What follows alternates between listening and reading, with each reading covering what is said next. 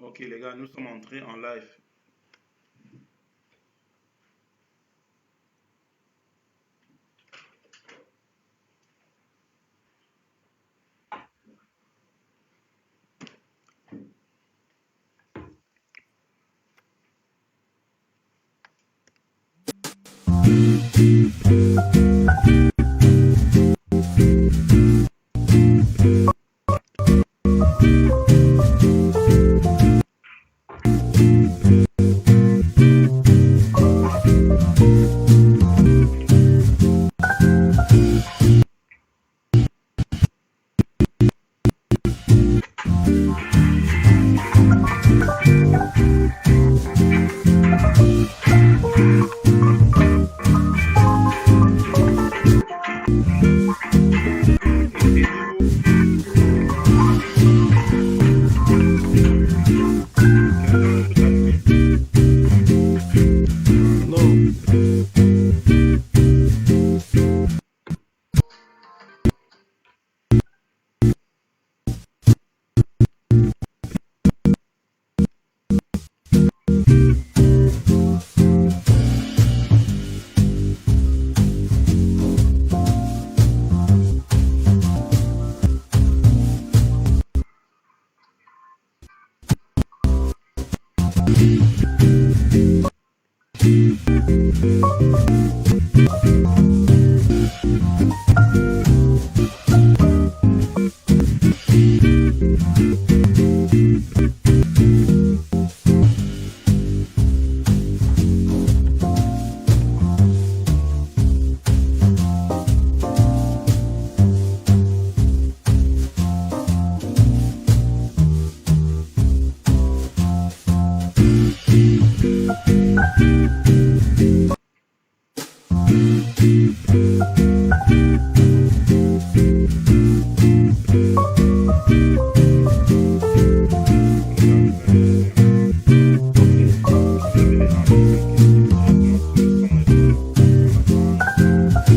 Non, Steve, je suis. Je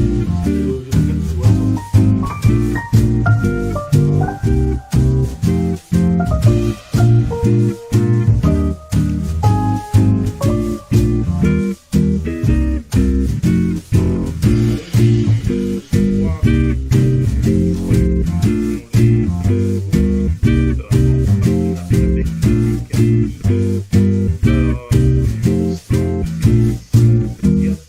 Bonsoir et bienvenue sur le plus insolite épisode en partenariat avec Africa TV. Au sein de cette émission Diaspora, sciences chrétiennes, nous allons discuter, comme d'habitude, nous allons élaborer durant pendant 1 heure de temps sur la thématique coronavirus, la diaspora et naturellement les solutions que la diaspora propose à l'humanité. Également, de cette pandémie sera mentionné et comme invité, nous avons le privilège d'accueillir ce soir Monsieur Daniel Mourette, communicateur scientifique de l'Église chrétienne, également là et partenaire également du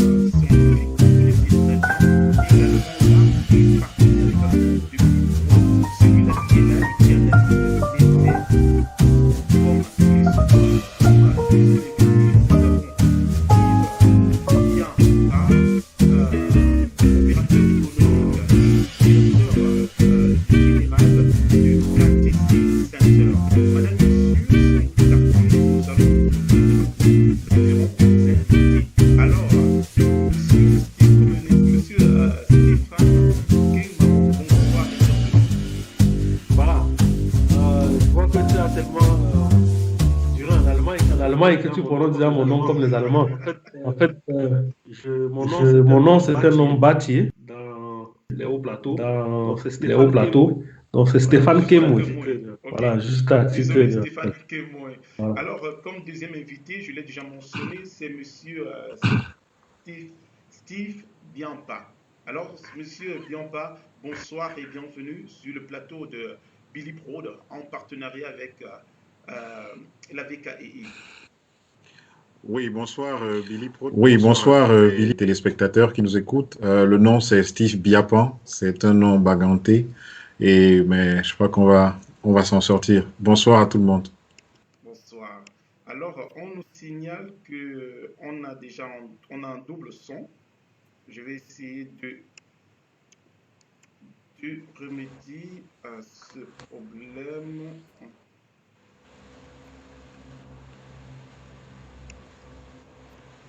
Ah, là, je vois où se pose le problème.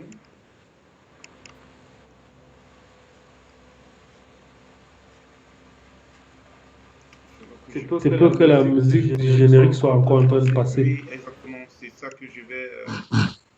nos téléspectateurs vont nous excuser pour un peu que j'essaye d'éloigner ça.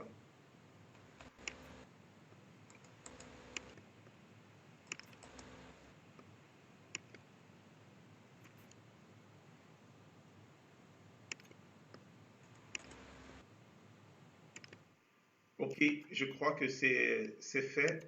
Le problème est résolu. Alors, monsieur Steve Biampa, sans plus tarder, c'est quoi KTC Center? Oui, merci Billy. KTC Center, c'est l'abréviation de Camer Training and Consulting Center. C'est un groupe en fait, une société camerounaise qui est spécialisée dans plusieurs secteurs d'activité, entre autres la formation professionnelle au Cameroun avec un agrément du ministère camerounais de l'Emploi et de la formation professionnelle. Et d'un autre côté, nous sommes également spécialisés dans le développement d'applications, de logiciels, de solutions pour les entreprises camerounaises. Et nous sommes enfin prestataires de services informatiques dans la vente du matériel, la maintenance des équipements et des audits de systèmes. Alors, merci pour cette présentation. Alors, ma première question, vous êtes opérateur économique, vous êtes installé à Yaoundé-Biémassi, si je ne me trompe pas. Alors, comment est-ce que vous vivez le confinement? Oui, nous sommes à Yaoundé où nous avons deux campus. Le premier campus est situé à la descente du lycée de Biémassi, en face de la station-service Green Oil. Et le deuxième campus est situé à la descente Kameni, comme ça s'appelle, Kameni venant d'Obili, qui est en bas du goudron, comme on dit. Le confinement, ou du moins la crise actuelle qui sévit dans la plupart des pays dans le monde entier, nous frappe de plein fouet. Il y a 2 semaines à peu près, le gouvernement camerounais a par exemple décidé la fermeture de toutes les activités qui font dans la formation, que ce soit dans l'enseignement ou la formation professionnelle. Donc nous avons donc dû, en conformité avec les règlements et le communiqué du gouvernement, cesser toutes les activités, du moins les cours en présentiel. C'est très important de préciser. Mais nous continuons à exister en tant que prestataires de services informatiques parce que pour réaliser certains projets, nous pouvons toujours, que ce soit de la maison ou même dans les bureaux, continuer à travailler en respectant naturellement toutes les règles et toutes les mesures de protection qui ont été éditées. Ok, merci déjà. Donc, vous continuez à travailler et naturellement, dans cette lutte, on a vu, vous allez faire circuler des affiches comme quoi on tient déjà en parallèle avec la CIATV qui commence à dispenser les cours en ligne parce que les enfants sont à la maison depuis un bon bout de temps. Une initiative qui a éternellement saluée sur les réseaux sociaux. Vous également, vous avez mis un projet sur pied pour apporter votre modeste contribution à l'éducation des enfants. Qu'est-ce que vous avez fait? Est-ce que vous pouvez nous expliquer un peu plus? Oui, merci pour la question. Déjà, je tiens à saluer l'initiative du ministère de l'Enseignement, des enseignements secondaires. J'avoue que j'étais très sceptique par rapport à cette initiative ou bien à cette tentative qui est en réalité du jamais vu dans notre cher pays. Et j'ai été en réalité agréablement surpris de la manière avec laquelle les enseignants, les braves enseignants qui sont passés jusqu'ici se sont débrouillés. Et aucune œuvre humaine étant parfaite, il y a naturellement des choses à perfectionner dans ce sens. Malheureusement, c'est une solution qui ne peut pas forcément toucher tout le monde. Et tout le monde n'est peut-être pas forcément propriétaire ou n'a pas forcément d'électricité ou à l'instant où les émissions sont diffusées, peut-être que la zone n'est pas électrifiée, etc. Et ceux qui ont raté le cours qui a été dispensé peut-être doivent fouiller longtemps pour trouver les rediffusions de ces cours. Mais c'est une initiative déjà à saluer parce que c'est mieux que rien, on va dire ça comme ça. Donc, en ce qui nous concerne, comme j'ai précisé tout à l'heure, nous sommes spécialisés dans la formation Et ayant arrêté les activités en cours présentiel, comme dans la plupart des centres de formation et les universités d'État, nous avons mis sur pied une plateforme de formation à distance qui permet à nos apprenants, à nos étudiants de continuer les cours qu'ils avaient à faire en présentiel en utilisant les moyens de la technologie numérique qui s'offre à nous. Et c'est peut-être aussi, et on reviendra plus tard là-dessus, un bon ou bien une opportunité qui est offerte, forcée au Cameroun de faire un grand pas vers le monde digital, vers le monde numérique. Donc, nous avons en tant que KTC mis en place une application qui permet à chaque école, à chaque université, à chaque centre de formation de continuer ses formations, de dispenser les cours aussi bien avec des outils de vidéoconférence qu'avec des possibilités de partager des contenus de cours. Les contenus de cours sont des documents PDF, sont des devoirs, sont des examens qui peuvent également être réalisés en ligne avec les plateformes d'outils modernes. Donc, c'est ce que nous proposons également à toutes les autres centres de formation, toutes les écoles, toutes les universités. Et nos équipes sont sur le terrain depuis quelques jours afin que la formation puisse continuer, afin que les jeunes, nos frères qui sont obligés de rester à la maison, puissent avoir une possibilité de ne pas complètement oublier ce qu'ils ont acquis ces derniers mois et continuer et peut-être terminer la formation si nous réussissons à vaincre l'ennemi commun que nous avons actuellement. Alors, félicitations pour cette très belle initiative. Alors, comment les cours sont structurés? Parce que là, pour pouvoir suivre ces cours, il faut se rapprocher du KTC Center pour se procurer d'un ordinateur. Alors, si quelqu'un a déjà un ordinateur, comment est-ce que la personne, est-ce qu'il y a des possibilités pour que la personne puisse avoir les cours? Bon, disons que ce serait bien de vouloir mystifier la chose, mais en réalité, la plupart des gens qui nous écoutent, par exemple en Europe, savent qu'on n'invente pas la roue à ce niveau-ci.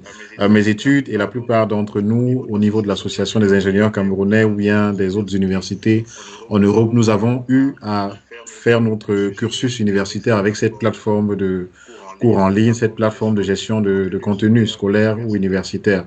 Donc, c'est cette technologie que nous avons simplement importée au Cameroun afin que nous puissions continuer le fonctionnement de nos différentes écoles. Donc, concrètement, ça se passe que pour nous, étudiants, ils ont reçu chacun individuellement des accès pour la plateforme, qui est une plateforme web, c'est-à-dire qu'il n'y a rien à installer. Chacun tape dans son navigateur une adresse qui a été donnée. Chacun des étudiants a reçu un utilisateur et un mot de passe. Et une fois qu'il se connecte, il a accès aux cours pour lesquels il était censé faire sa formation. Ça veut dire que si quelqu'un est inscrit, par exemple, dans une université en filière biochimie, lorsqu'il se connecte à la plateforme, il a accès à tous les cours, tous les modules de la filière biochimie avec les différents détails. Chaque cours est géré par un enseignant qui lui aussi a ses accès pour gérer son cours uniquement. Et à la fin, il y a donc un service administratif qui globalise, qui administre tous les accès. Donc ça, c'est au niveau de KTC Center. Donc tous nos étudiants, que ce soit les étudiants dans les filières informatiques, les étudiants dans les filières de comptabilité, également dans les filières de cours de langue et même des formations de renforcement de compétences, les cours peuvent continuer. Et à côté de cette plateforme, nous avons des outils pas très différents de ce que nous utilisons actuellement pour notre entretien, qui permet à un enseignant de continuer à transmettre le savoir de manière visuelle avec les images et également avec l'audio. Donc, il peut tenir son cours tranquillement. Donc, nous faisons nos cours à KTC qui ont commencé à reprendre et nous proposons également à nos voisins, c'est-à-dire aux autres écoles, aux autres universités, aux autres centres de formation qui ont déjà des solutions, c'est une très bonne chose. Mais ceux qui cherchent encore des solutions peuvent naturellement se rapprocher de nous pour que nous puissions les aider à implémenter cette solution. Et le but principal, c'est de sauver l'année scolaire, c'est-à-dire les élèves qui sont inscrits dans une école X doivent continuer à fréquenter dans cette école-là sans forcément venir s'inscrire à KTC. Nous voulons, on ne peut pas de toute façon ouvrir toute la demande déjà de la ville de Yaoundé, mais nous souhaitons que là où les élèves sont inscrits, qu'ils puissent continuer leur formation et que les écoles, les centres de formation puissent leur permettre, avec ces outils modernes, de ne pas tout oublier ce qu'ils ont déjà appris. Ok, merci déjà de nous éclaircir sur cette belle initiative. Alors, Monsieur Stéphane Comonien, vous avez écouté Monsieur Steve Biampa présenter ce fabuleux projet. Il essaye d'apporter sa modeste contribution comme ça à l'initiative parallèle à l'initiative qui a été lancée par le ministère de l'Éducation sur la CATV. Comment est-ce que vous avez salué cette initiative? Je crois que cette initiative, elle a été forcée, comme Steve l'a souligné, et je crois que le coronavirus a catalysé le passage au téléenseignement au Cameroun. Et vous savez, dans toutes les sociétés africaines ou des pays en voie de développement, les vieilles habitudes ont la peau dure. Il est très difficile de quitter d'une approche d'enseignement classique qu'on a depuis, disons, les indépendances, avec des gens qui ont été formés, vous voyez, avec l'enseignement du papyrus et tout, et qui ont même utilisé des bibliothèques qu'on connaît, les bibliothèques de papyrus, je vais dire ça comme ça, qui n'ont pas été habitués au support numérique. Il est très difficile d'expliquer à ces gens-là que subitement, ils doivent commencer le téléenseignement. Bon, le coronavirus a créé une transition de phase dans le système d'enseignement camerounais et aujourd'hui, je pense que c'est l'occasion idéale, forcée, de passer à la digitalisation du système d'enseignement. Bon, très souvent, il est très difficile de venir comme Steve le fait, avec son idée, porter son projet depuis l'Allemagne, venir et dire que bon, mes chers parents, mes chers ministres, voilà ce qui marche pour le pays, voilà comment ça se passe dans le monde. Nous sommes sortis du Cameroun, nous sommes allés, voilà comment on nous a enseigné à l'étranger, on pense que c'est bien pour le pays. On va dire, mon fils, toi-même, quand tu vois le pays là, comment est-ce qu'on va implanter ça? On ne peut pas, il y a trop de problèmes. Bon, parfois, avec raison. Donc, parfois, il faut que les choses soient forcées, les choses arrivent naturellement, comme c'est le cas. Bon, comme on dit souvent, quelque chose est malheur est bon.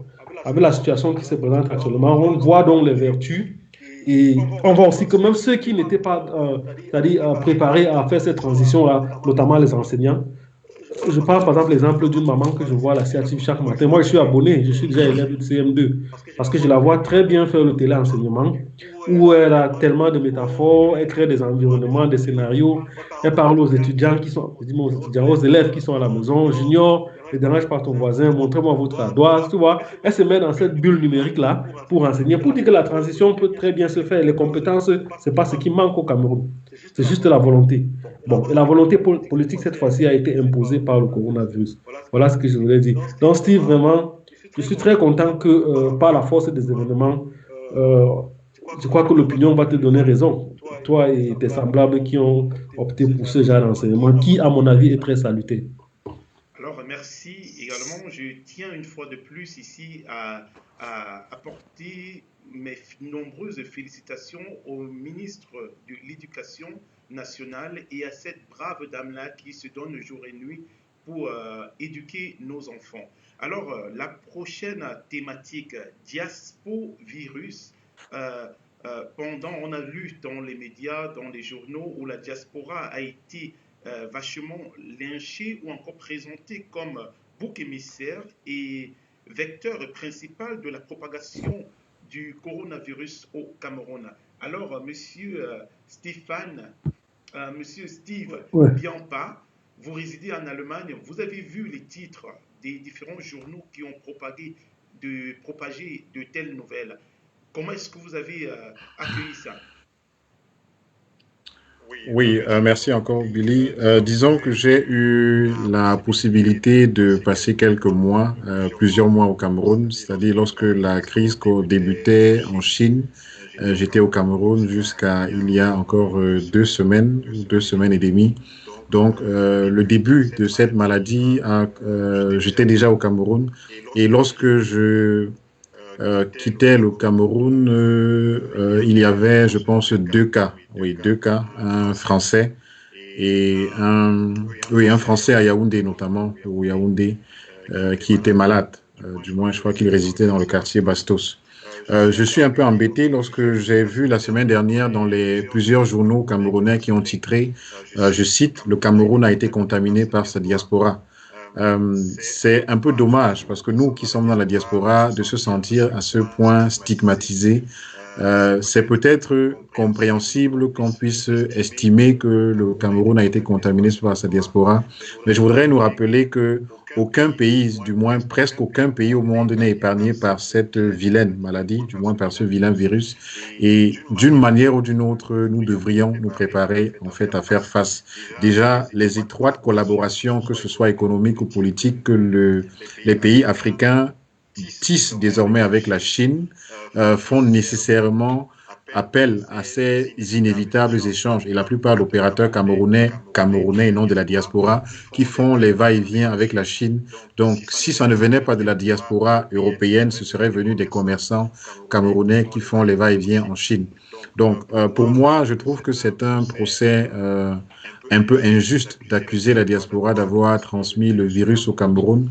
Par contre, il y a un bémol, il y a une différence entre être venu au Cameroun sans savoir qu'on est peut-être infecté, sans savoir qu'on a été personne à risque, et entre celui-là et l'autre personne qui est conscient de ce qu'il est porteur du virus, que ce soit un porteur sain ou bien un porteur déjà contagieux ou qui fait la maladie. Celui-là, par contre, qui sait déjà qu'il est malade et qui vient expressément au Cameroun en étant conscient que notre système de santé, on en parlera peut-être tout à l'heure, n'est pas capable de faire face efficacement à cette maladie.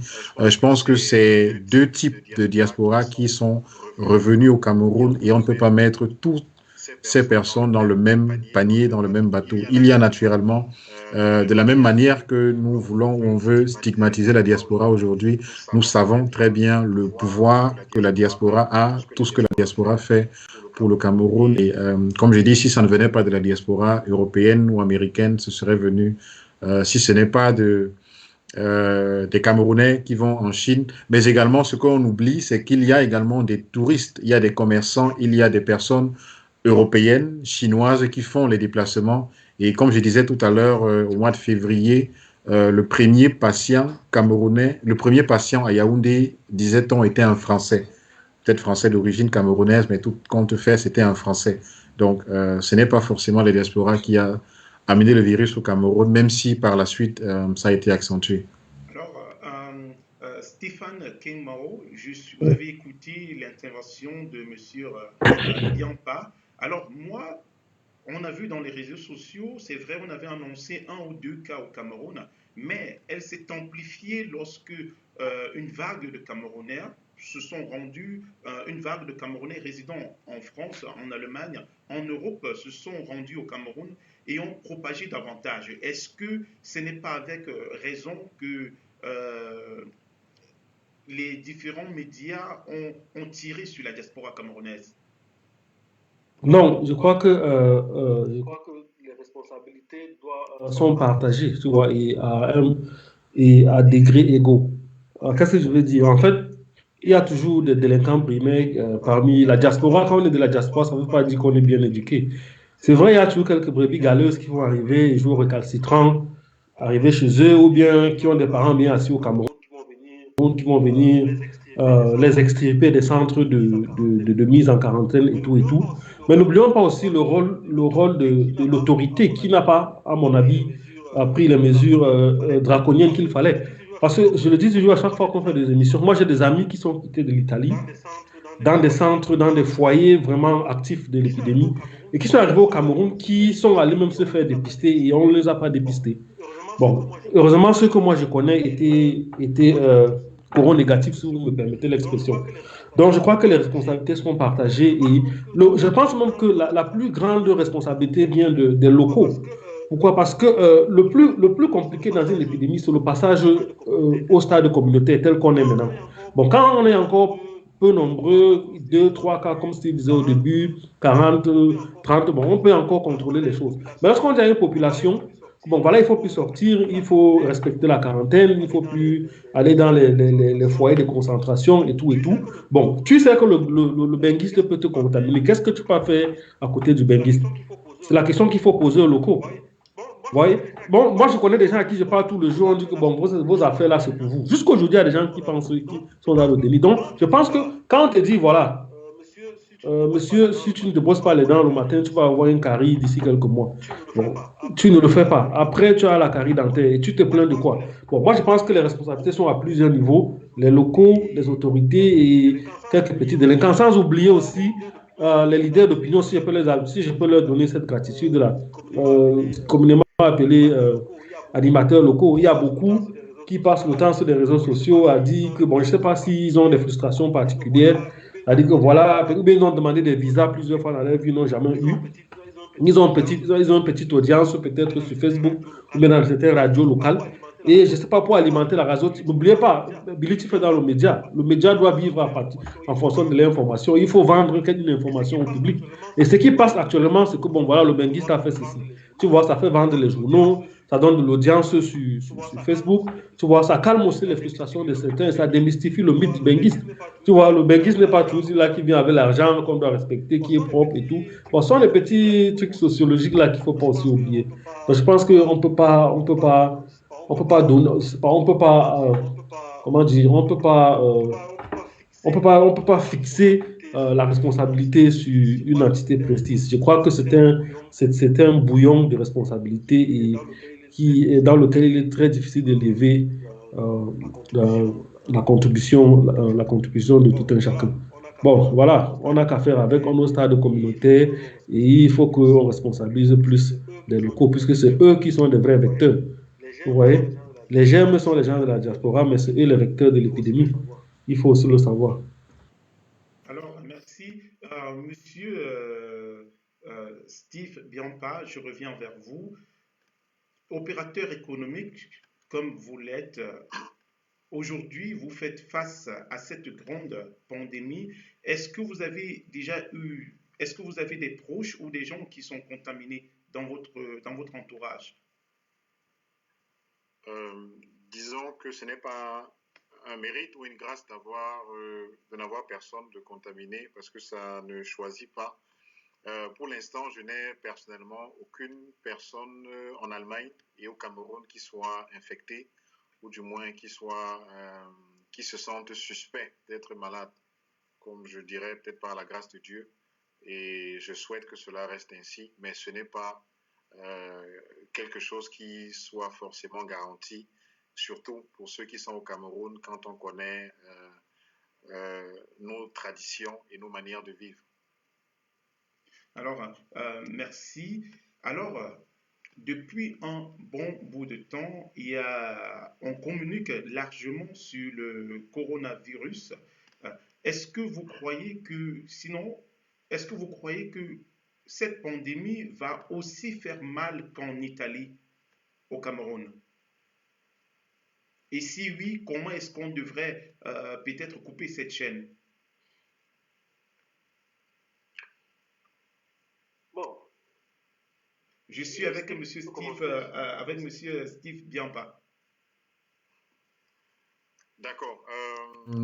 Oui, disons que personnellement, ce n'est pas ce que je souhaite, mais sur ce que je peux analyser de la petite expérience que je vois, je pense que le Cameroun, en réalité, si rien ne change, c'est-à-dire si les choses continuent comme elles ont commencé, le Cameroun doit véritablement se préparer à vivre le pire, à vivre quelque chose mais qui est pratiquement programmé déjà pour. Donc, je pense que nous allons vivre des semaines à venir très compliquées. Déjà que nous sommes à plus de 650 personnes testées positives. Il y a encore plusieurs tests en cours d'analyse au Centre Pasteur de Yaoundé. Et la plupart des personnes, comme je suivais dimanche dernier à une émission télévisée camerounaise, que le facteur médical de contamination est de 2 ou 3, c'est-à-dire on suppose qu'une personne contaminée, du moins positive,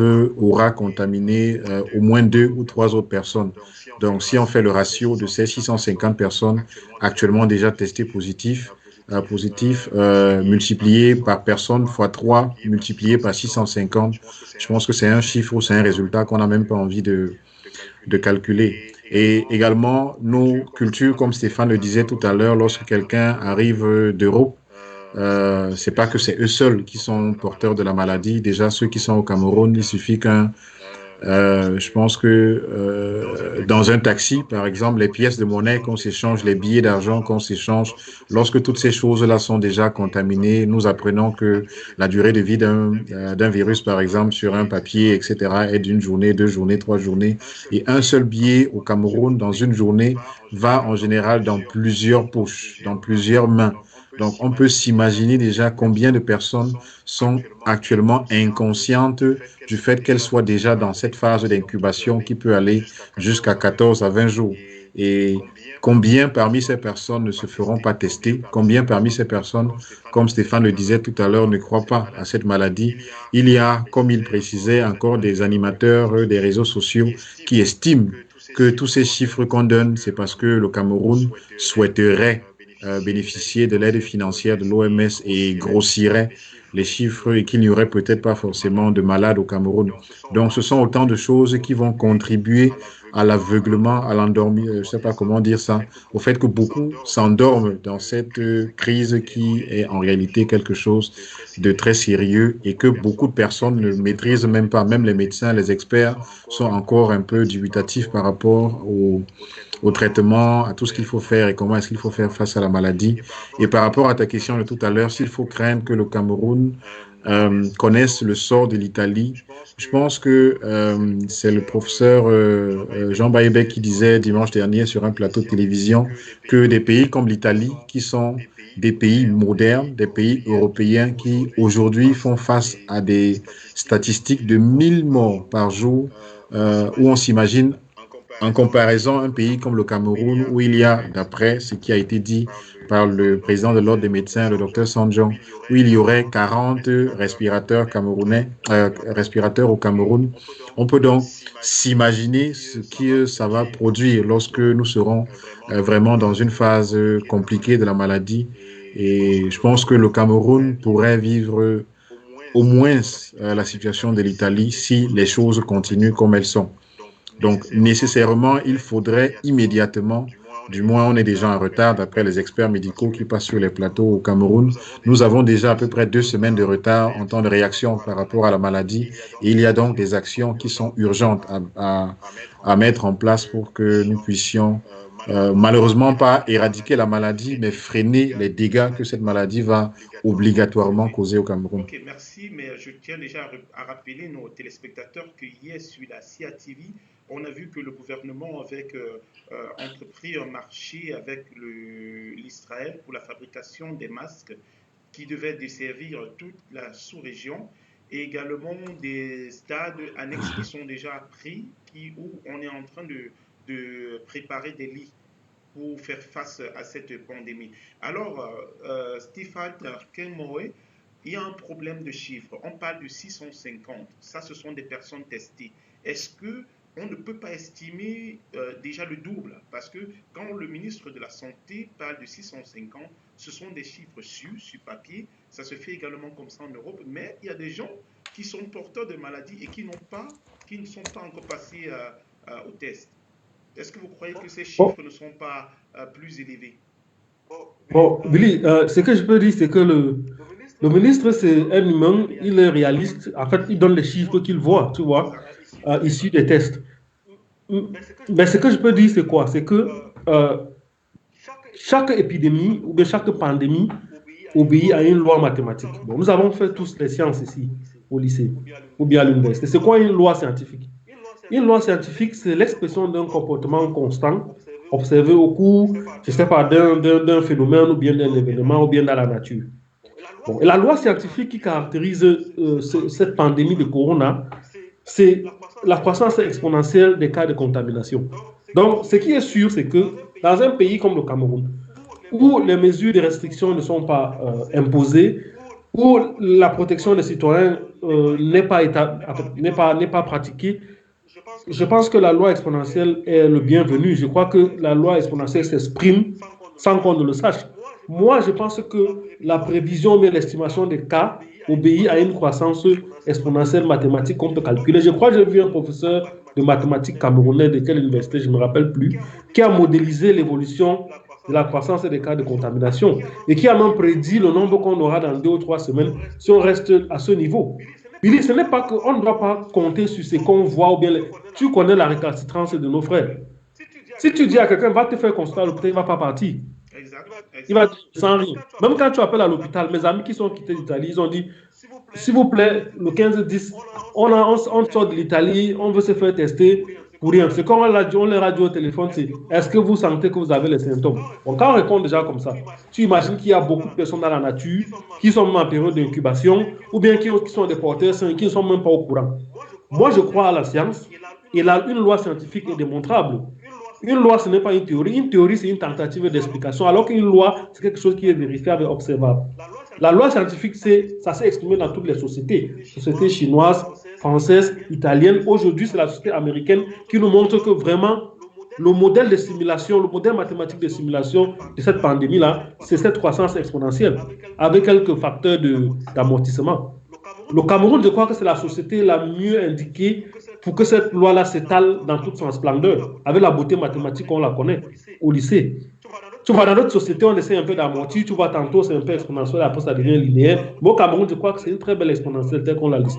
Donc, le monde idéal, tu vois, pour s'étendre. Donc, si quelqu'un veut savoir le chiffre exact, il commence à partir du premier jour, il compte le nombre de jours qui sont passés et je voulais dire plot en anglais, et on dit ça comment? Et il dessine quoi, il trace la courbe quoi, le tableau de variation de la courbe exponentielle. C'est vrai, on a fait ça depuis terminal, mais beaucoup se rappellent encore, même ceux qui sont allés faire le droit après. Donc tout le monde peut calculer ou bien prendre n'importe quelle calculatrice ou le faire sur Internet. C'est très facile de savoir. Voilà mon point de vue concernant le nombre de cas. Ok, merci. Nous allons aborder la troisième partie de cette émission où nous allons appeler Monsieur Simplice Dago. Mais avant ça, on est sans. Hier, il y a eu un coup de tonnerre à Yaoundé. On sait que le gouvernement, les partis politiques, la société civile et plusieurs associations ont lancé une collecte de fonds qui devait aller à l'endroit des personnes euh, infectés par le coronavirus ou encore mettre des stratégies sur place qui devaient freiner la propagation de cette pandémie. Et d'un coup, le ministre euh, le ministre Monsieur Atangadi a mis fin à cette collecte de fonds. Alors, on va appeler Monsieur Dago, qui est politicien, qui est un politicien et qui va nous parler de la stratégie, pourquoi est-ce que ça a été fait. Alors, Monsieur Dago, est-ce que vous nous recevez depuis Hambourg? Allô, bonsoir, je vous reçois. Est-ce que vous me recevez? On vous reçoit 100 sur 100, Monsieur Simplice Dago. Alors, Monsieur Simplice Dago, hier, le communiqué du ministre de l'administration territoriale en la personne de Monsieur Atanga Nandi, qui a sorti le communiqué comme quoi on devrait arrêter toute collecte de fonds à l'endroit des démunis, sinon pas des familles naturellement démunies qui ne peuvent pas gérer un confinement total ou de ces personnes qui sont atteintes du coronavirus.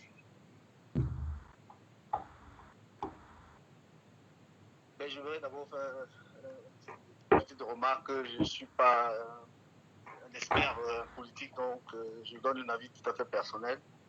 Je ne pense pas qu'on a demandé un arrêt total de dons ou bien de collecte ou quoi que ce soit. Les gens aident leur famille, il y a des organismes qui travaillent, qui aident depuis. Et selon, je pense que le ministre faisait beaucoup plus appel à une façon de faire, hein, qui n'est pas tout à fait rassurant parce que nous sommes actuellement, comme on dit, dans une situation de crise. Et il est important qu'on espère de respecter un peu la ligne gouvernementale. Je crois que dans chaque pays qui se respecte, c'est tout à fait normal que le ministre mette un peu de l'ordre. Je pense que c'est tout un commentaire. Donc, il n'y a pas, je ne sais pas un arrêt systématique. Les Camerounais ont toujours été solidaires, les Camerounais le sont toujours. Je pense que c'est cette forme de défiance de l'État qui est à démontrer. Je pense que la sortie du ministre est absolument justifiée et voilà. Je pense que c'est tout à fait dans son élément. Ça m'aurait surpris si le ministre n'avait pas réagi dans ce sens parce que c'est la forme dans laquelle les choses ont été menées qui sont un peu à décrier, quoi. dans les collectes qui avaient été organisées, les collectes de fonds qui avaient été organisées auparavant, c'est quoi le... Parce que le MRC et plusieurs personnes ont été interpellées, ça veut dire qu'ils n'ont pas respecté des lois. Est-ce qu'on doit déclarer une collecte de fonds ou comment ça se passe, s'il vous plaît? Mais comme le ministre l'a bien précisé dans son communiqué, il y a vous savez, la notion de collecte, ce n'est pas nouveau pour la diaspora ou bien pour tous les organismes qui le font. Ça s'est toujours fait. Il n'y a même pas longtemps, notre association à Hambourg, on a fait des collectes de fonds pour aider les populations du Nozo. Il y a des multiples organismes camerounais qui le font, des associations camerounaises qui le font à partir de l'Allemagne, ça n'a jamais fait de bruit. Je pense que ce n'est pas ça le problème. Le problème, c'est quand on politise une action et quand on a donné une autre dimension, enfin tout ce qui a accompagné cette action en amont, je crois que c'est tout ça qui est un peu à décrier. Je pense que dans une situation comme nous vivons actuellement, c'est bien d'aider. Je pense que les gens qui voudraient aider avec une bonne intention, ils pouvaient le faire même sans faire trop de bruit. Mais ce que je dis que nous allons voir comment on va faire. Hein? D'un côté, c'est bien, ça pousse aussi l'État à travailler. Comme je disais dans notre premier propos qu'on avait eu, première émission, je disais que l'État doit agir rapidement dans certaines actions parce que le temps est une donnée qui est très critique. Tant que le temps passe et que les gens ne sont pas informés, ça laisse un vide et la nature a horreur du vide. Je pense que c'est aussi normal que les partis politiques, dans leur rôle, fassent pression à l'État pour que l'État puisse travailler. Ça, c'est tout à fait leur droit. Je pense que les actions comme ça sont à saluer même. Mais j'ai dit, c'est la politisation, c'est le fait de mettre l'État à défi, de leur dire que nous allons brûler, nous allons passer contre la loi. C'est pas aussi bien dans la jurisprudence, même dans l'éducation politique des jeunes personnes. Les institutions doivent les respecter, qu'elles soient bonnes ou pas. On est appelé à respecter une institution parce que demain, nous allons être aussi soumis à ces institutions. Donc, si on commence à bafouer nos institutions aujourd'hui, les choses qui définissent la valeur d'un pays, alors demain, comment on va se retrouver? Il faut qu'on soit aussi un peu, projeté dans l'avenir. Et que les actions que nous faisons aujourd'hui, c'est le diable qu'on appelle. Et c'est comme ça, c'est à ça qu'on doit faire demain. Il faut qu'on soit authentique, qu'on reste concret dans une ligne. Et je trouve aussi bien, je pense que tout n'est pas négatif. Hein. Le ministre sa sortie était tout à fait normale. Je pense que chaque citoyen aura attendu ça. Maintenant, c'est recadré. Ça ne veut pas dire que toutes les portes sont fermées. Je pense que le MRC a réagi aussi rapidement en envoyant une lettre au ministre qui leur proposait aussi donc une transparence, une ouverture. Donc, je pense que c'est une main tendue. Et je pense que là, cette main tendue, on doit aussi la prendre vraiment en bonne considération. Et maintenant, comme on dit, c'est un jeu politique, c'est un peu comme si on pousse le pion et on voit où on peut aller, le prochain réagit. Maintenant, le plus important dans notre pays, ce que je souhaite, c'est que nous ne continuions pas toujours à pousser les pions, qu'à un moment donné, comme on dit, il y a un temps pour se jeter les pierres et il y a un temps pour s'embrasser. Hein. Donc, il y a une action qui se passe, une mobilisation qui est assez considérable, et le ministre a donné une réponse. Le MRC a réagi en disant que voilà, nous ouvrons nos portes. Alors, je pense que si les deux parties peuvent s'asseoir et discuter et négocier pour trouver une issue favorable, je pense que c'est nous qui sortions tous gagnants de cette affaire. Bon, surtout que c'est la vie des Camerounais, des millions de Camerounais qui sont en jeu et naturellement l'action du ministre. Et il s'est appuyé sur l'article numéro 83-00 du 21 juillet et naturellement de l'article 85-113 du 4 août 1985 dont il agit de plein droit. Alors également l'action du MRC a été saluée qui appelait le ministère de la Santé, la DGSN et plusieurs organes du gouvernement pour qu'ils puissent travailler ensemble. Nous faisons tous face à un ennemi commun qui est le coronavirus. Alors, Monsieur Stéphane Kengmao, vous avez également lu cette publication, cette annonce, cette sortie du ministre. Comment est-ce que vous l'avez aperçu? Je crois que c'est plus à parfaitement résumer la situation. Je crois que c'est un conflit d'influence, tu vois, pour ne pas dire une guerre d'ego politique. Et je pense que moi, je n'ai plus rien à ajouter sur ce que Simplice vient de dire, tu vois. l'émission a un temps requis pour parler. Je crois que je ne veux pas me répéter. Simplice a vraiment montré qu'il est un bon communicateur, quoi. Il a brillamment résumé la situation. Bon, j'ai pas quelque chose à ajouter. Ok, alors merci. On va également prendre un autre, c'est un militant du MRC, en la personne de Monsieur Gan. Est-ce que vous nous recevez? Ngan, oui, bonsoir, je vous reçois, merci. Ok, hier on ne va plus se répéter, vous êtes en train de suivre l'émission. Hier, vous avez vu cette sortie du ministre du ministre en la personne de M. Atan Gandhi qui interpellait tous les partis politiques, la société civile et naturellement les associations dans leur élan de collecte de fonds. Comment est-ce que vous avez reçu ça? Bon, disons d'abord bonsoir à tout le monde.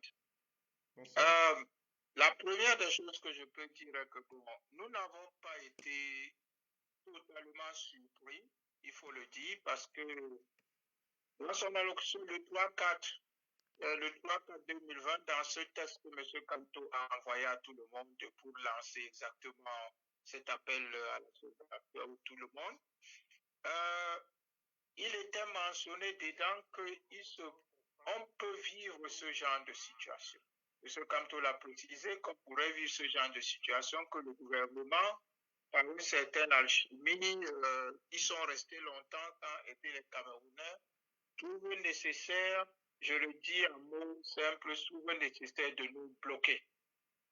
Bon, mais ce qui est intéressant, parce que j'ai vu les Camerounais sur tous les réseaux sociaux parler de la loi, c'est la loi, etc. et tout.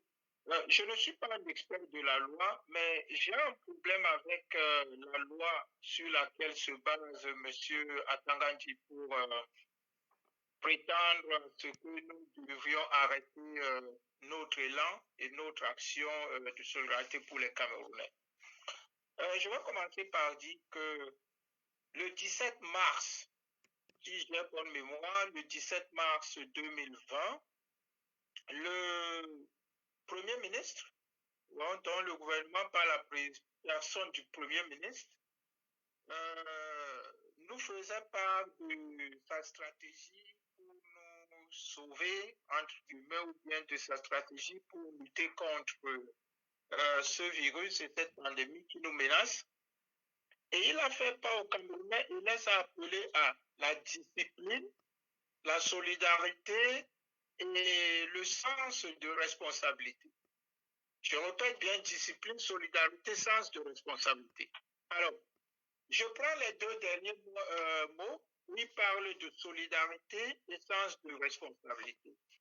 Et je crois qu'il n'a pas dit que cette solidarité ou cette responsabilité de solidarité incombe seul au gouvernement ou bien à un quelconque ministre. Il a dit tous les Camerounais, et c'est le Premier ministre qui parlait. Alors, je crois que si, pour faire simple, dans le quartier, la solidarité veut dire si tu as un morceau de pain, tu peux partager avec ton frère qui est à côté. Et le sens de responsabilité, c'est quoi? C'est d'essayer de soi-même de s'en sortir, de sauver ta vie, de sauver la vie du tien qui est à côté de toi. Alors, quand le ministre nous dit Camerounais, soyez solidaires et faites preuve de sens de responsabilité, et M. Maurice Kamto, qui l'écoute et qui, bien qu'il a eu à interpeller plusieurs fois ceux-là pour qu'eux-mêmes prennent leurs responsabilités, qui l'écoute et qui a une certaine aura des Camerounais, se présente, et c'est ça la différence. Il ne se présente pas comme le chef de parti qui fait appel à son parti, il se présente comme tout bon Camerounais qui fait appel aux Camerounais au-delà des barrières de parti et leur dit, frères et sœurs, soyons solidaires les uns et autres par rapport à cette pandémie qui nous menace. Alors, ça demande exactement des financements. Aidons-nous les uns aux autres. Si vous me faites confiance, aidez-moi pour qu'exactement ensemble, nous essayons de lutter contre cette pandémie, cette maladie qui nous menace. Je ne comprends donc pas en quoi cela serait une attaque à une quelconque loi.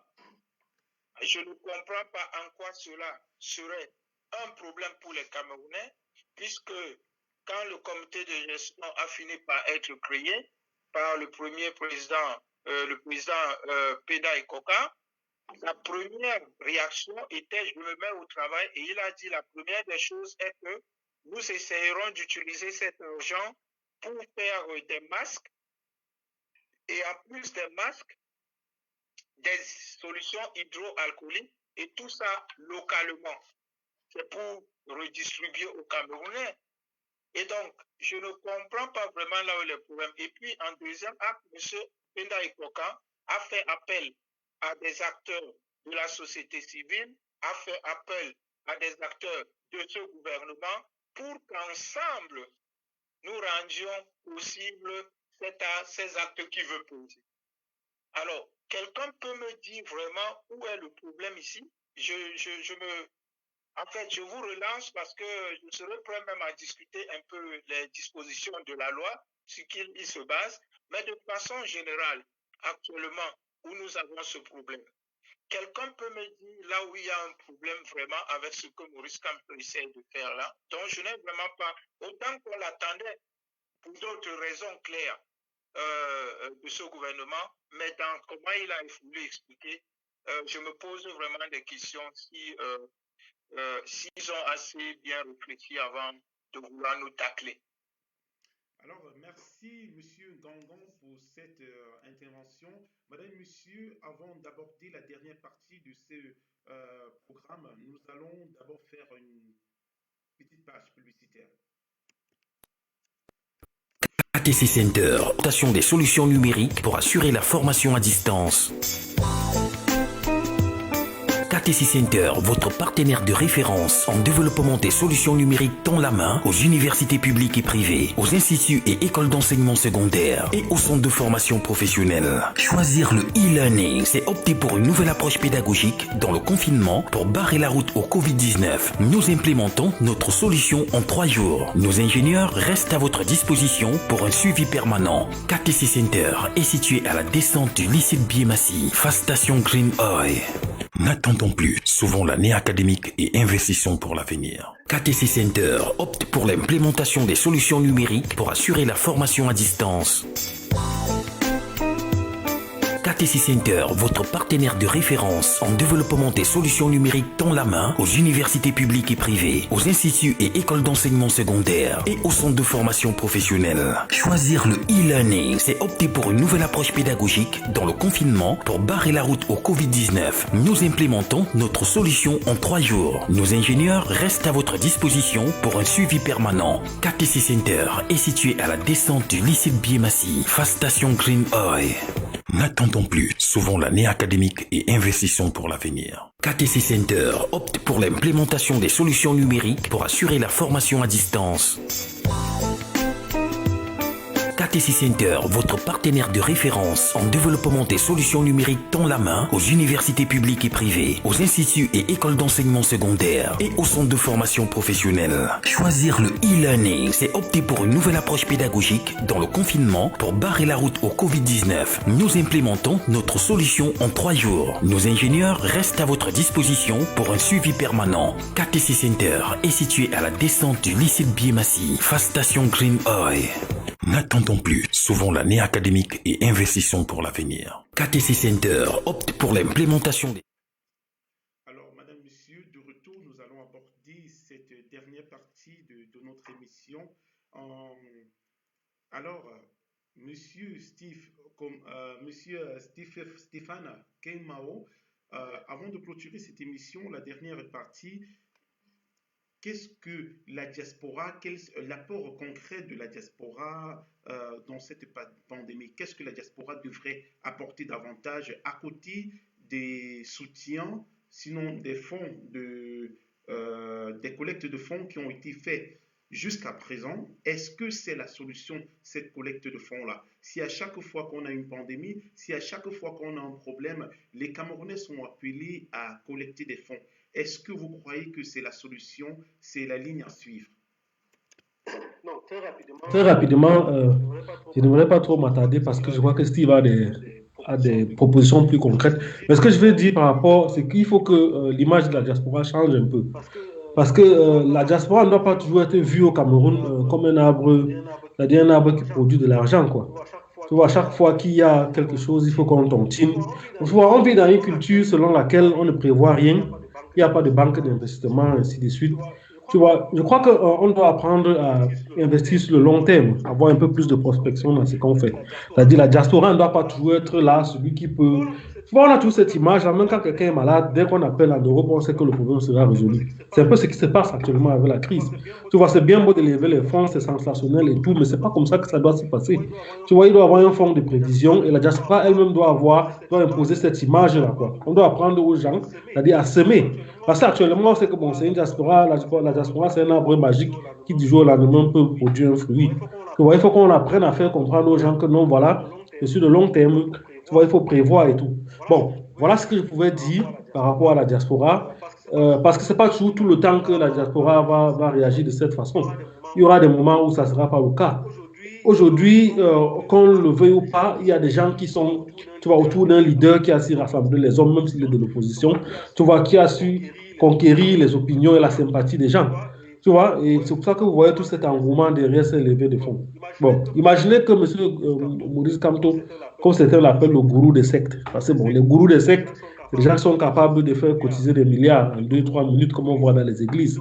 Tu vois, bon, ça c'est péjoratif, mais c'est pas où je venais m'attarder. Juste pour dire qu'il a cette capacité-là, tu vois, c'est pas mystique, mais il a cette capacité, c'est un humain à part entière. Tu vois, sans être politique, moi je ne suis pas du MSC, à le faire. Bon, imaginez qu'il n'y a pas un homme extraordinaire de la sorte. Qu'est-ce qui va se passer? C'est le chaos total. Ouais, donc ça doit un peu changer, on doit apprendre à regarder un peu de manière prospective. Bon, je crois que Steve a une solution plus pratique parce que actuellement, il faut implémenter les solutions. C'est ça le plus important. Je crois qu'il a quelque chose de plus pratique à dire. Alors, monsieur Bianpa, Steve, est-ce qu'on doit toujours collecter les fonds à chaque fois qu'il y a une crise de pandémie, qu'il y a la guerre dans le Nozo? Est-ce que le gouvernement ne ferait pas peut-être mieux de favoriser, de mettre une stratégie sur pied d'accompagnement des opérateurs économiques afin que ceux-ci puissent générer davantage de l'argent pour naturellement aider les Camerounais?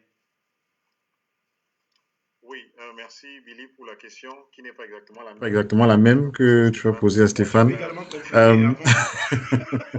Bon, tu peux répondre ce que tu peux. D'accord. Donc, je disais que par rapport en tant qu'opérateur économique, que beaucoup sont, que je suis également au Cameroun, je pense nous devons essayer de ne pas commettre les mêmes erreurs que d'autres pays ont commis et regrettent peut-être aujourd'hui. Et il y a des pays africains également qui sans forcément critiquer le nôtre, mais qui ont déjà pris un certain nombre de mesures, aussi bien par rapport à leur diaspora, mais également des mesures internes. Je prends l'exemple d'un pays d'Afrique de l'Ouest qui a par exemple permis aux opérateurs économiques, aux petites entreprises d'avoir 2-3 mois d'exonération fiscale. Ça permet également à certaines entreprises jeunes, des jeunes startups de ne pas forcément licencier le personnel parce que l'une des difficultés qui va se poser avec le combat du corona, c'est également la misère. C'est des gens qui n'ont pas forcément les moyens ou qui n'ont pas la possibilité de s'offrir des gels, de s'offrir des méthodes pour se protéger, veiller pour une famille de 5, 6, 7, 8 enfants, comme on le retrouve chez nous, d'avoir la possibilité d'assurer la sécurité de tous ces enfants et même de permettre que ces enfants puissent rester à la maison. Si dans un contexte, une famille n'avait peut-être pas la télévision et ça existe encore au Cameroun, il faudrait permettre à ceux qui se débrouillent peut-être à un petit commerçant qui a sa brocante et qui a ses enfants, qui n'a peut-être pas encore un téléviseur, mais la nécessité de la maladie oblige qu'il ait un téléviseur pour que ces enfants-là puissent suivre les cours, par exemple, télédiffusés à la CRTV. Il faudrait également permettre qu'il ait des allègements fiscaux pour faire même des économies, pour pouvoir s'acquérir un poste de télévision. Donc, il y a beaucoup de choses qu'il faudrait naturellement mettre en œuvre. En ce qui me concerne ou en ce qui concerne la diaspora, les conseils, les propositions que je pourrais faire, non seulement avec la vue de quelqu'un qui est dans la diaspora, mais également quelqu'un qui est de plein pied sur le terrain camerounais.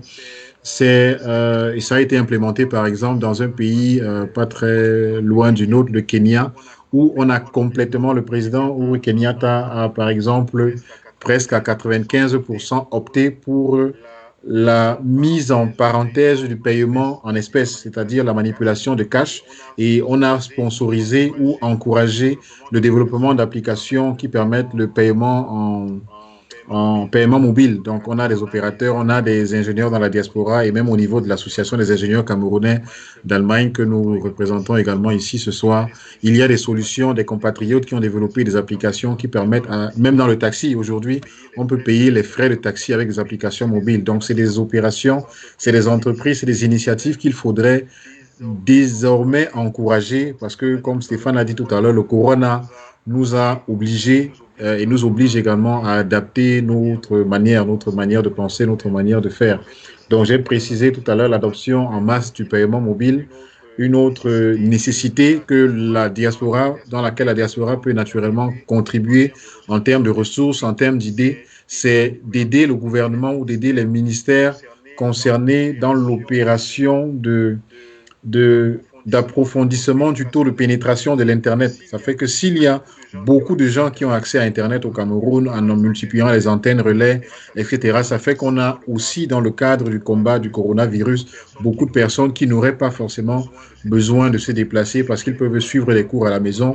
On aura également des gens qui pourront accéder à la bonne information. On a un ministre de la Santé au Cameroun qui communique très je ne sais pas comment dire, qui est très régulier dans sa communication, par exemple sur les réseaux sociaux. Et parfois, il y a des communiqués étatiques qui sont, d'après moi, parfois uniquement trouvables aujourd'hui sur les réseaux sociaux. Donc, il faudrait également que les gens soient capables de lire un message d'alerte qu'aujourd'hui, c'est une obligation d'avoir un masque. Donc, si je n'ai pas la télévision ou bien si je peux lire ce genre d'informations dans les réseaux sociaux, ou du moins dans les réseaux comme Twitter, etc., ça peut naturellement... Et il y a également un Camerounais, je crois qu'il y a une publicité qui défile en bas de notre écran.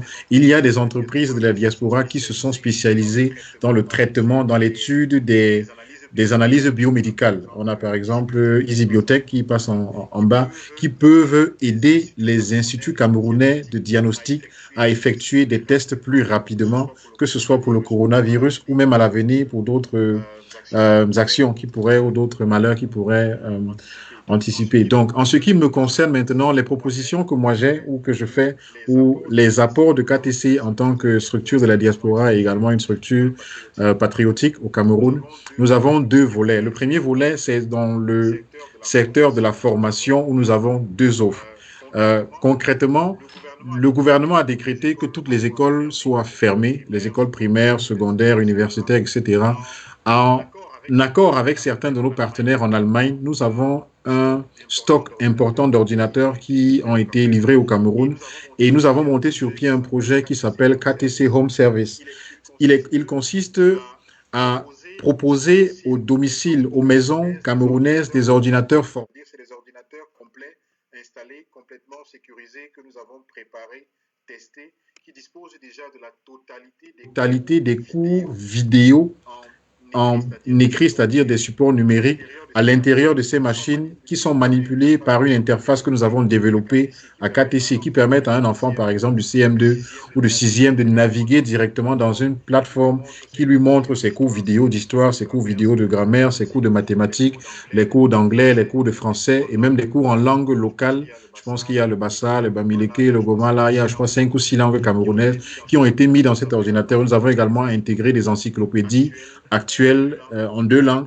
Ça fait que les enfants qui sont supposés rester à la maison auront toute la possibilité et tout le plaisir également de passer ces moments de confinement volontaire ou obligatoire à la maison. Ça, c'est la première offre que nous avons dans le secteur de la formation et ça permet à un parent d'avoir la tête tranquille et que l'enfant n'ait pas nécessairement besoin d'aller jouer dehors pour se contaminer. La deuxième offre que nous avons, c'est des plateformes de formation à distance, comme le Spot le disait tout à l'heure, que nous mettons à la disposition de tous les centres de formation, de toutes les écoles, pour permettre de continuer la formation, même si les apprenants sont à la maison. Ça demande nécessairement que les coûts d'Internet, etc. Et dans certains pays, je pense que des coûts même d'Internet ont été soit annulés, soit réduits de un tiers, de moitié, etc. Donc, c'est quelque chose qui pourrait... Donc, ça, c'est dans le secteur de la formation. Nous avons dans ces ordinateurs formateurs que nous avons mis sur pied, qui sont disponibles chez nous, dans nos locaux à Yaoundé, mais que nous expédions également dans tout le Cameroun, pour ceux qui le souhaitent. La deuxième chose, c'est ces applications de formation e-learning. Maintenant, dans le secteur du combat de coronavirus, nous avons pris attache avec, nous avons essayé de contacter beaucoup de dirigeants camerounais, beaucoup de responsables d'hôpitaux, parce que KTC a développé en réalité depuis 2 ans une application spécialisée dans la télémédecine, la téléconsultation. C'est une application qui permet à un malade, à un patient, de s'auto-documenter, c'est-à-dire dans le contexte actuel du coronavirus, nous savons que les hôpitaux camerounais ne sont pas capables de gérer le flux de patients et même des personnes qui ont des doutes. Il y a une semaine, j'avais une toux et j'ai eu mal à la tête il y a, je crois, 2-3 jours et je me suis inquiété si je suis par hasard atteint du coronavirus parce que lorsqu'on va dans un supermarché, on ne sait pas si la voiture, le caddie qu'on pousse a été touché par un patient. Donc, du coup, je doute. Et ce qu'il faut faire, par exemple, c'est observer des valeurs biologiques comme l'évolution de sa température et voir aujourd'hui que je suis à 37 degrés, demain que je suis à 37 degrés, après c'est passé à 39, etc. Donc, le logiciel que nous avons développé à KTC permet à chaque personne qui suspecte lui-même qu'il est malade de suivre l'évolution de sa maladie, que ce soit sa température, sa pression artérielle, son poids, etc. Tous ces systèmes ou toutes ces mesures sont intégrées déjà dans la plateforme. Et l'avantage également de cette plateforme, c'est qu'elle a différents niveaux d'accès. On a le malade qui s'auto-documente, mais on a également un côté administration qui est géré par le ministère de la Santé ou par les hôpitaux, qui permet à un hôpital ou au ministère de la Santé camerounais de savoir en temps réel quelles sont les valeurs de la température du patient ou de la personne suspecte qui est à Douala, qui est à Bafoussam, qui est à Yaoundé. Aujourd'hui, ma température est de 27, demain elle est de 37, demain après elle est à 40.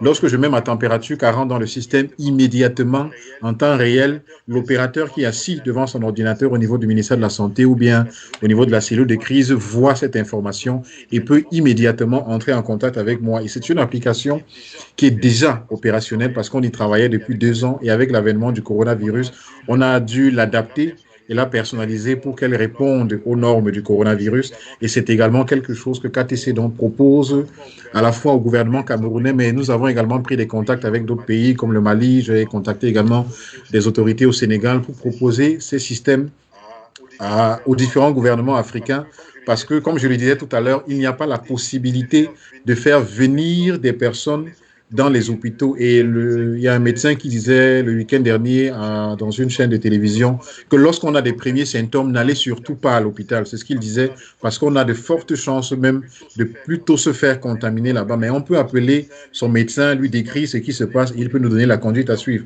Donc, ce système a été développé donc, dans cette optique de permettre aux hôpitaux de traiter les patients critiques qui ont besoin vraiment d'assistance immédiate et de pouvoir observer les patients qui sont soit par exemple en quarantaine volontaire ou obligatoire, de manière à ce qu'on puisse les suivre et d'avoir immédiatement également des statistiques. Ce que nous avons également implémenté dans notre application, c'est une géolocalisation avec la version mobile Android qui a été développée. Ça fait que lorsque le malade a son système, il documente, il est à Bafoussam et qu'il est en réalité déjà confirmé positif.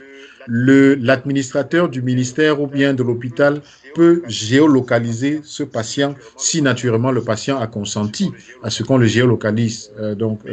Mais c'est une application, par exemple, que KTC a mise en place et que nous espérons qu'il pourra apporter sa contribution dans la gestion de la crise du coronavirus. Et nous ferons un réel plaisir de faire des démonstrations dans les prochains jours sur nos plateformes Facebook et dans nos différents canaux. Alors, merci pour ce fabuleux projet. Alors, Alors, vous êtes opérateur économique et naturellement, comme tout Camerounais, vous avez constaté que plusieurs Camerounais essayent de fabriquer des masques. Donc, on a constaté qu'il y a plusieurs tailleurs, couturières qui se sont mis dans la vente de masques. Est-ce que l'État ne ferait pas mieux d'engager tous ces tailleurs et couturières au lieu de faire venir une entreprise étrangère dans la fabrication de celle-ci? Vous, en tant qu'opérateur économique, Monsieur Biampa, comment est-ce que vous avez apprécié ça? Disons que dans un passé très récent, sans vouloir jeter de critiques quelconques, nous avons eu de nombreux responsables qui nous ont vanté, par exemple, le bien fondé d'importer des matériaux préfabriqués dans un pays européen, dans la diaspora, et qu'avec ces matériaux, par exemple, nous allons atteindre des objectifs très, très rapidement. Donc, nous avons vu ce que ça a produit. Donc, fort de cela, fort de ce constat, je pense que nous ne perdons rien à donner également la possibilité à ces couturiers, à ces personnes que l'État même pourrait réquisitionner et dédommager pour contribuer. Je pense que nous devons apprendre de ce que les autres ont fait. Nous ne devrons pas inventer la roue pour des choses qui ont déjà été faites. La Chine, par exemple, les Chinois ont été mis à contribution pour la production de matériaux, de masques, etc. Il y a des masques médicaux, il y a des masques de quincaillerie, mais il y a également des masques de plus en plus sur le marché qui sont faits à tissu avec des protections différentes. Je pense que c'est quelque chose que nous devrions mettre sur pied parce que s'il y a des financements, s'il y a des fonds de solidarité, par exemple, et que ce fonds de solidarité peut réellement servir à permettre aux couturiers aussi d'avoir de quoi nourrir leur famille, mais en produisant quelque chose pour l'intérêt de la nation. Je pense que c'est quelque chose qui ne devrait, à mon avis, même pas être une question à poser. Mais ce n'est que mon avis. Alors, monsieur Stéphane Kengmao, quel est votre rapport quand on voit que ces jeunes tailleurs, ces jeunes couturières sont en train de se donner à fond pour fabriquer des masques? Est-ce que l'État ne ferait pas mieux de recruter ces gens-ci? Bon, je crois que dans tout ça, il y a le sursaut citoyen qui doit prévaloir. Tu vois, avec tout ce que traverse l'État camerounais aujourd'hui, qui est engagé sur plusieurs fronts de guerre, je ne pense pas que ce soit le moment idéal pour comment dire, embaucher des gens, tu vois, et de leur donner une quelconque rémunération. Voilà pourquoi je parlais de sursaut citoyen. S'il y a des gens qui sont prêts à travailler pour la cause citoyenne, la cause nationale, et se faire rémunérer après, bon, je ne sais pas combien vont accepter de le faire. Parce que je ne vois pas l'État camerounais venir réquisitionner 10 000 personnes et dire, bon, voilà, il faut qu'on couse des masques ou bien des équipements pour... Mais ce qui est sûr, je vais vous couper, cette entreprise étrangère qui vient au Cameroun, ce n'est pas pour nous offrir ces masques gratuitement. L'État va payer. Bon, en fait, est-ce qu'on ne ferait pas mieux d'appeler ces couturiers, ces tailleurs, qu'ils fabriquent? Naturellement, il faudra une salle pour désinfecter ces masques. Parce que je crois qu'on ne reçoit pas ça gratuitement. Bon, en fait, vous parlez de l'initiative de l'État d'Israël ou bien de quoi?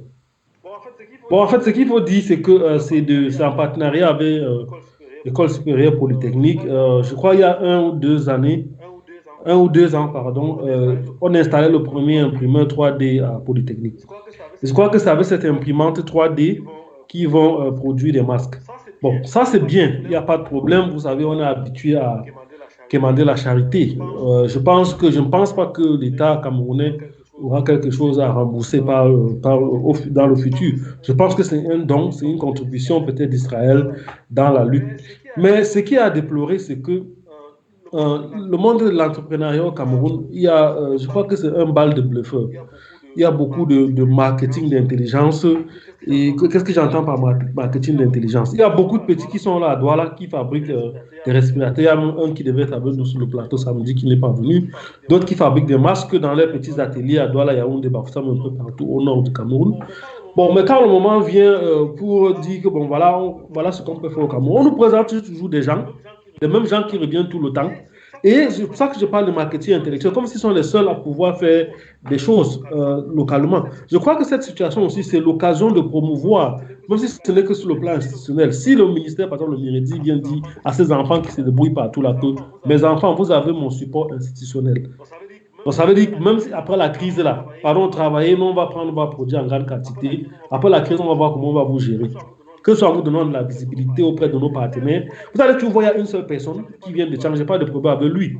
Tu vois, c'est lui qui fabrique la couveuse, alors qu'il y a un petit Stéphane Tabeu qui avait fabriqué la couveuse il y a quelques années avant et qui a eu un problème au CHU. Maintenant, c'est encore lui qui fabrique le respirateur, alors qu'il y a Gédéon qui fabrique. Gédéon devait être avec nous samedi. Ils sont pleins comme ça qui font des choses. Mais quand on refuse de voir, de montrer, parce que dans cette situation, si on montre beaucoup de petits jeunes qui se débrouillent, moi je parie qu'il y aura beaucoup de personnes dans la diaspora qui sont capables d'enlever leur propre financement pour faciliter la production de masse de prototypes. Donc, quand Madame Tuette se place dans l'intérieur, mon grand frère Jean-Bruno Tani, elle dit que on lui parle, je ne sais pas trop, elle dit il y a quelqu'un là-bas à Tchang qui a fabriqué la couveuse, ceci. Vous savez, dans des situations compliquées comme celle qu'on traverse actuellement, il faut un peu arrêter avec le lobbying, avec le marketing, le lobbying et le marketing intellectuel, comme ce qu'on veut faire. Il faut qu'on donne la chance à tout le monde, parce que même l'espoir fait vivre. Lorsqu'on dit à ces enfants que bon, fabriquer seulement les prototypes, on va produire en quantité industrielle, vous allez voir, ils vont sortir de tous les trous de Douala Yaoundé et le faire. Et beaucoup de personnes dans la diaspora, je suis sûr, vont mettre le paquet à la poche, la main dans le paquet, pardon. Si les gens cotisent 300 000 euros en 2 jours, vous croyez que ça enlève 50 000 euros pour donner à un enfant à Douala pour faire la production de masse d'un prototype qu'il a développé, ça va dépasser les gens de la diaspora, je ne pense pas. Voilà où on doit orienter les contributions citoyennes de la diaspora. C'est-à-dire axer comme ça, ce n'est pas toujours venir dire que bon voilà, il faut l'argent pour aller donner aux gens et tout, ainsi de suite. Non, ce n'est pas des actes. C'est comme ça que moi je vois ça. C'est comme ça que je vois ce que je peux dire par rapport à votre question. Donc l'autorité administrative, le ministère, je crois qu'elle doit avoir un peu plus d'ouverture avec les autres. Elle est assez classique et calée dans sa façon de faire des choses, avec les mêmes noms qui reviennent toujours. Le monsieur de Tchang, tu sais, lui, ils sont passés par ce qu'on appelle le réseau universitaire de l'innovation. Tu vois, on comprend que c'est la promotion de l'innovation dans le circuit universitaire qu'on veut faire. Mais il faut aussi démocratiser l'innovation au Cameroun. Il faut décentraliser aussi les chances. Il faut donner les chances à tout le monde. Voilà mon point de vue. Alors, merci. Tout à l'heure, vous avez parlé d'une collecte de fonds. Je vais prendre une question de l'un de nos internautes qui dit, et cette question est adressée à monsieur Biampan. Il dit ceci: pourquoi pas, au lieu d'un fonds de solidarité, on pensait plutôt à un fonds d'investissement pour les startups, la santé et la recherche. Alors, monsieur Biampan? Oui, je suis là, je cherchais mon micro. Oui, j'ai vu la question qui a été posée. Je pense que le problème n'est pas au niveau du fonds de solidarité qui existe déjà par décret présidentiel ou par décision présidentielle, mais c'est peut-être là où le téléspectateur pose la question, c'est la destination de ces fonds qui sont collectés. Bon, personnellement, je ne sais pas encore à quoi les fonds collectés vont servir, mais ce serait une bonne chose si une partie de ces fonds pouvait être naturellement, parce il devrait y avoir une vie après le corona. Et il y a des pays africains, par exemple, qui, à l'heure d'aujourd'hui, sont historiquement mieux préparés que le Cameroun parce qu'ils ont été frappés de plein fouet par des pandémies, par des épidémies par le passé. Je prends l'exemple de la Sierra Leone, du Libéria, du Nigeria, qui ont connu les affres du virus Ebola. Donc, ils ont déjà connu ces différentes phases de l'épidémie, stade 1, stade 2, stade 3. Donc, ils ont déjà vécu ça et ils ont certainement eu l'occasion d'investir sur les épidémies peut-être futures sans forcément souhaiter qu'elles n'arrivent. Donc, s'il y a un fonds qui a été collecté ou des fonds qui ont été collectés, nous allons, je le crois, vaincre le corona avec les dégâts que ça fera malheureusement. Mais il faudrait naturellement que les dirigeants, que les décideurs et même que la diaspora, naturellement, pensent à investir notamment dans la production, dans le développement, l'encouragement des jeunes startups qui font que ce soit dans les analyses médicales, dans le développement de logiciels. Et il y a des choses aujourd'hui pour la plupart de nos dirigeants et pour ceux qui vont en Europe ou dans d'autres pays où c'est même déjà des lycéens en fait qui produisent certaines applications. Aujourd'hui, avec mon équipe de développeurs, on travaillait sur une application de consultation et de production d'ordonnances médicales avec un smartphone. Et ça se fait déjà en Europe. Donc, il faudrait que nos dirigeants, notamment la recherche scientifique, puissent aider naturellement s'ils ont une part de ce financement du Fonds de solidarité. Je suis tout à fait d'accord avec le téléspectateur qui pose la question. C'est mon souhait que les startups que nous sommes, que les autres sont également puissent bénéficier de ce genre d'apport pour apporter pour la prochaine épidémie qui frappera peut-être le Cameroun, même si je ne le souhaite pas, afin que nous ayons appris de ce qui vient de nous arriver ou qui nous arrive encore. Alors, Monsieur Bianpar, je vais aborder, il est de coutume sur ce plateau, puisque nous sommes dans cet élan de solidarité contre la pandémie coronavirus, il est de coutume sur ce plateau que vous essayez en votre langue, en votre dialecte, votre langue maternelle, de sensibiliser les populations de votre région, afin que votre grand-mère qui est assise, votre grand-père, ces vieux-là puissent écouter et savoir que cette pandémie est réelle et fait des milliers de morts.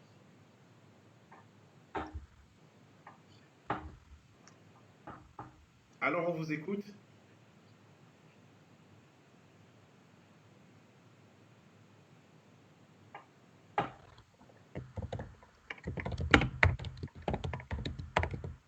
Alors, monsieur Bianpar? Allô, oui, c'est bon, le micro. Je préfère passer la parole à Stéphane Kemoué qui... Non, vous êtes malheureusement, c'est un jeu où personne n'y échappe. Hein. Vous allez essayer. Par la suite, Billy, Oui, s'il te plaît. Dans le temps de chercher les mots, on va aller du côté de Stéphane. Moi, je suis un vrai Camerounais, donc je suis... Kemao. Alors, en votre langue maternelle, essayez d'apporter, de sensibiliser les Camerounais de votre région. Bon, moi je suis un vrai Camerounais, je suis un métis bâtien, mais qui a grandi à Ngaoundéré dans le Nord Cameroun. Donc moi je suis un Camerounais de Ngaoundéré, s'il faut le dire. Parce qu'aujourd'hui, si vous demandez à quelqu'un d'où il vient ici en Europe, il va te dire, s'il est né à Berlin, il va te dire qu'il est de Berlin, même si ses parents venaient de je ne sais pas tout. Donc je vais un peu dire une phrase en Foufoulde, quoi. So Indiam de Stéphane Kemo mi maon ya Ngaoundéré. Onan mido yetcha me personam Ngaoundéré garwa marwa. Coronavirus do a inde gonga. Voilà, j'ai terminé. Ok, merci. Et on revient du côté de monsieur Steve Bianpar. Un mot pour sortir en votre langue maternelle.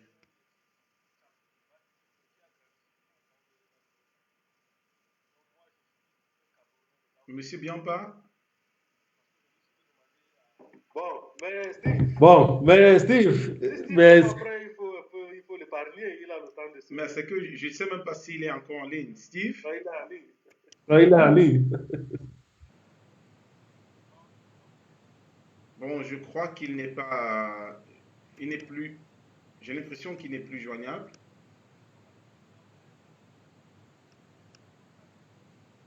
J'ai l'impression qu'il n'est plus en ligne. Alors, madame et monsieur, malheureusement, pour des raisons techniques, Steve n'est plus en ligne. Avant de finir avec de clôturer cette émission, on aimerait une fois de plus appeler les Camerounais à suivre copieusement, très attentivement les mesures que le ministère de la Santé a mis sur pied afin de stopper le coronavirus. Restez chez vous, prenez soin de vos enfants, de votre famille, attendez tranquillement à la maison. Le coronavirus fait des milliers de morts dans le monde, en Afrique et au Cameroun. Personne n'est épargné, cette pandémie est réelle et malheureusement jusqu'à présent il n'y a pas encore de vaccin sûr. Alors, madame et messieurs, restez à la maison, s'il vous plaît. Ça a été un plaisir pour nous. On espère vous revoir samedi dans le numéro 6 de cette émission Diaspo Sciences et Tech. Madame et messieurs, le plaisir a été le nôtre. Bonsoir.